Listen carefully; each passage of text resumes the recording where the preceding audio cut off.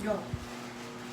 Hi people in the world! So, for today's video, gagawa tayo ng mango fruit. So, samahan niyo ako para mas masaya. First, so, we should prepare the mango. Cut this or slice this in a small pieces. Para marami tayong magagawa.